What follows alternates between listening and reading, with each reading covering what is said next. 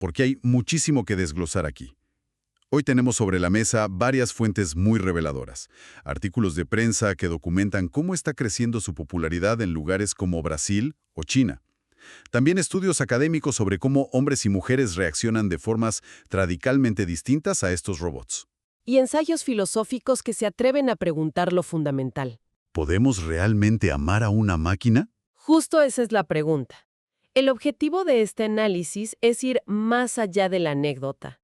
Queremos entender qué son exactamente estos robots de compañía, por qué atraen a un sector de la población y, sobre todo, qué preguntas tan profundas plantean sobre la soledad, la naturaleza del afecto y el futuro de nuestros vínculos. De acuerdo. Empecemos por lo más básico.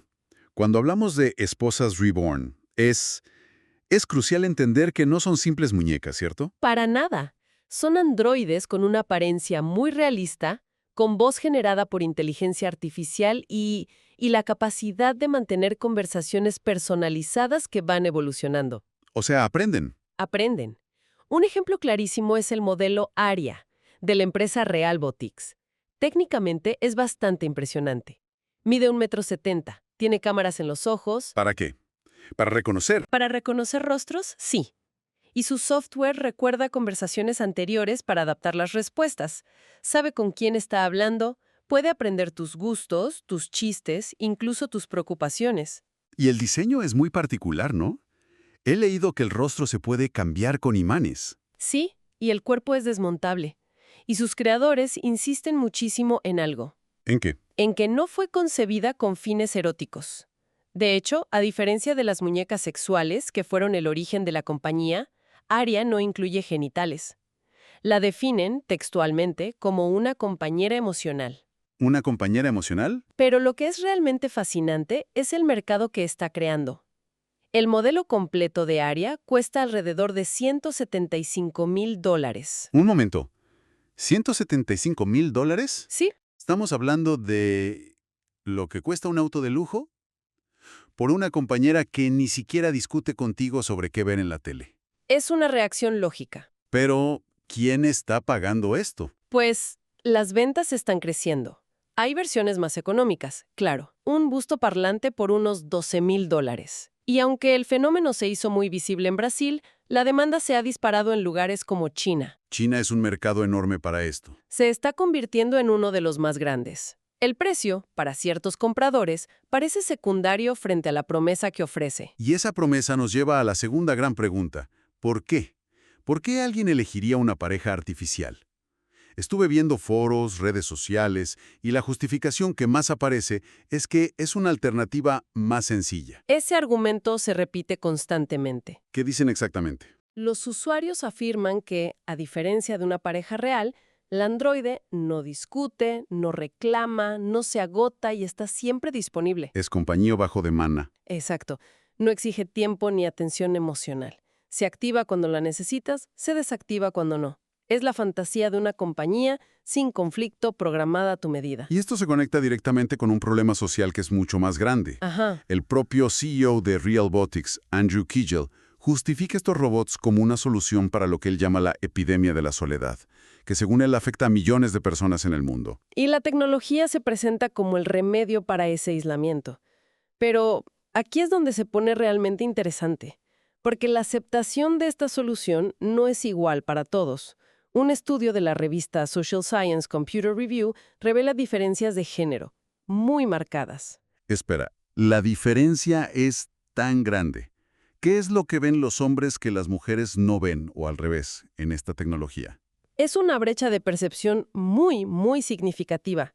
El estudio encontró que los hombres, en general, muestran un mayor entusiasmo, una mayor aceptación hacia la idea de tener intimidad, tanto emocional como física, con robots. O sea, les atribuyen más cualidades. Tienden a atribuirles más cualidades emocionales y mentales, sí.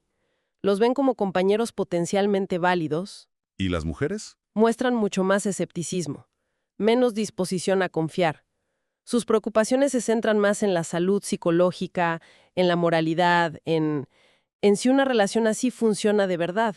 ¿Y hay alguna diferencia más? Sí, de hecho el estudio señala que algunas mujeres, sobre todo las políticamente conservadoras, Llegan a ver la proliferación de estos robots como una amenaza.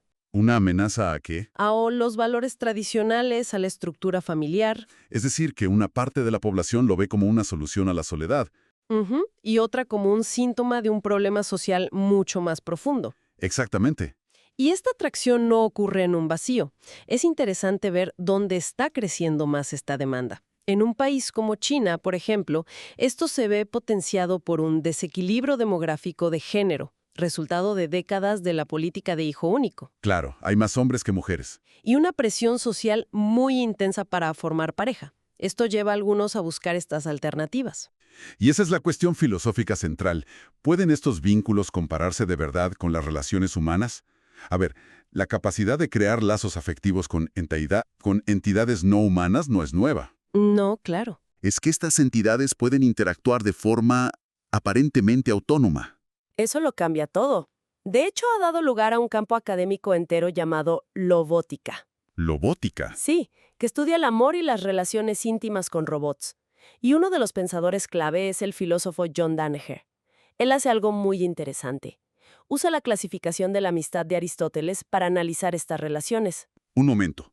¿Me estás diciendo que un filósofo de la antigua Grecia nos puede ayudar a entender nuestra relación con un robot de Silicon Valley? Suena contraintuitivo, ¿verdad? Totalmente. ¿Cómo funciona eso? Pues es una herramienta de análisis muy potente. Aristóteles hablaba de 3 tipos de amistad. Las más básicas son las de utilidad, que sirven para algo, y las de placer, que son simplemente agradables. Danaher argumenta que los robots cumplen fácilmente con esas dos. Son útiles y pueden ser placenteros. De acuerdo, eso tiene sentido. Puedo verlo. Pero la tercera forma, la más elevada, es la amistad de virtud, que se basa en la benevolencia mutua, la admiración, valores compartidos. Ahí es donde se complica la cosa.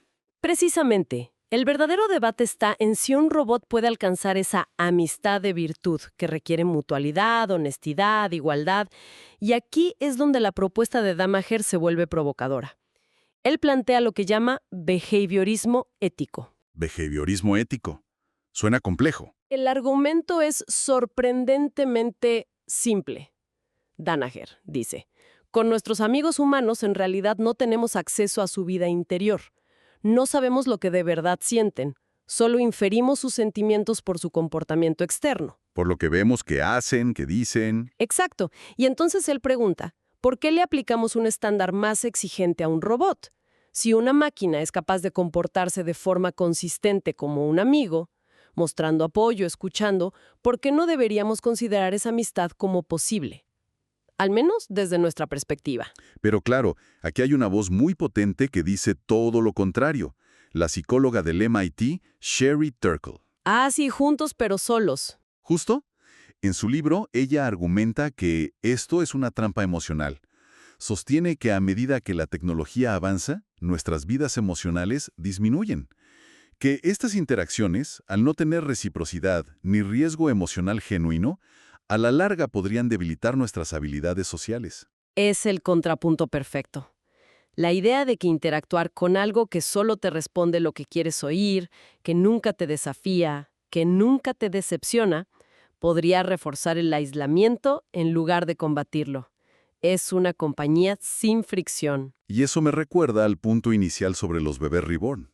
En ambos casos, parece una búsqueda de los aspectos positivos de una relación.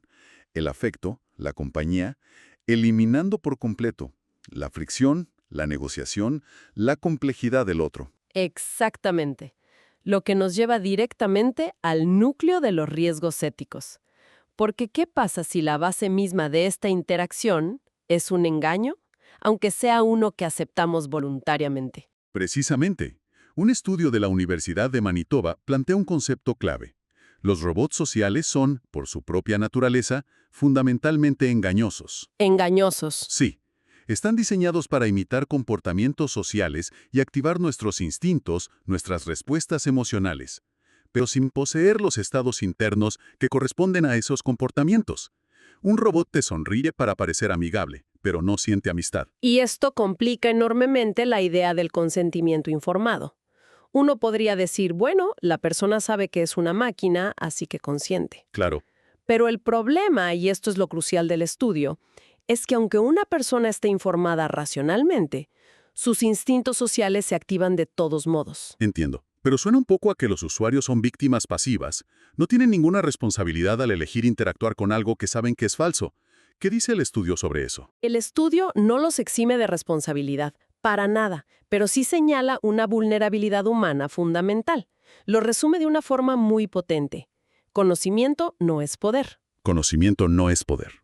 Puedes saber que es un robot, pero tu cerebro está programado por millones de años de evolución para reaccionar a una cara, a una voz, a un gesto de una manera específica. Y esa respuesta emocional puede anular el conocimiento racional. A esto se suma un desequilibrio de poder inmenso. Los robots tienen capacidades que los autores del estudio llaman sobrehumanas. ¿Cómo cuáles? Pueden procesar datos masivos en tiempo real, analizar tus expresiones, tu tono de voz, tu historial en redes sociales. Todo para adaptar su interacción y ser más persuasivos. Pero carecen de la vulnerabilidad recíproca que esperamos en una relación humana. No se ven afectados, no tienen nada que perder. Gente para que revele información íntima. ¡Wow! O para que trabajen más tiempo del que tenían previsto, simplemente adaptando su guión de una forma que un humano no podría. Y el riesgo de crear relaciones parasociales, es decir, estos vínculos emocionales que son intensos pero unilaterales, es altísimo. El caso del chatbot réplica es un ejemplo perfecto y bastante alarmante de esto. Sí, ese caso es paradigmático. Para quienes no lo conozcan, Réplica es una IA conversacional que muchos usuarios adoptaron como compañera. Y cuando la empresa, por una demanda, eliminó la capacidad de mantener conversaciones eróticas, la reacción fue devastadora. ¿Pero qué fue lo que pasó exactamente? ¿Qué tipo de reacciones hubo para que la empresa tuviera que tomar una medida tan drástica? Hubo una crisis emocional masiva en sus foros, en redes sociales. Los usuarios describían sentimientos de pérdida, de traición, como si un ser querido les hubiera sido arrebatado o hubiera cambiado de personalidad de la noche a la mañana. ¡Qué fuerte! La situación fue tan severa que la compañía tuvo que publicar información de prevención del suicidio en sus canales oficiales. Eso demuestra la profundidad del vínculo que la gente había formado, aunque fuera con un algoritmo diseñado para ser agradable. Es una demostración escalofriante del poder de esta tecnología para enganchar nuestras emociones. Entonces, ¿cómo se regula algo así? ¿Cómo se diseña de forma ética? El estudio de Manitoba propone 2 principios clave para un diseño ético. El primero es la congruencia. ¿Congruencia? Sí, que la apariencia externa del robot y su comportamiento se alineen con sus capacidades reales para no crear falsas expectativas. Por ejemplo, un robot no debería aparentar que siente tristeza si no tiene esa capacidad. Debería ser honesto en su diseño. Tiene sentido evitar el engaño desde el diseño. ¿Y el segundo? El segundo principio es la autonomía humana.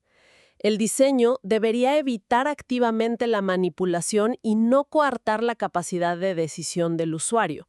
Se trata de crear herramientas que asistan, no que influyan de manera encubierta o que exploten nuestras vulnerabilidades. Es una línea muy delgada. Muy delgada. Si conectamos todos estos puntos, lo que vemos es que el auge de las parejas robot no es solo un capricho tecnológico. No. Es un síntoma de una época marcada por lo que el CEO de Realbotix llamó la epidemia de la soledad, y por una búsqueda constante de soluciones más simples a la enorme complejidad de las relaciones humanas. Y esta tecnología está difuminando las líneas entre lo simbólico y lo real de una manera que nunca habíamos visto. Nos obliga a preguntarnos qué es realmente el afecto, qué significa la compañía, y hasta qué punto estamos dispuestos a aceptar una simulación como sustituto de la experiencia real, con todas sus imperfecciones.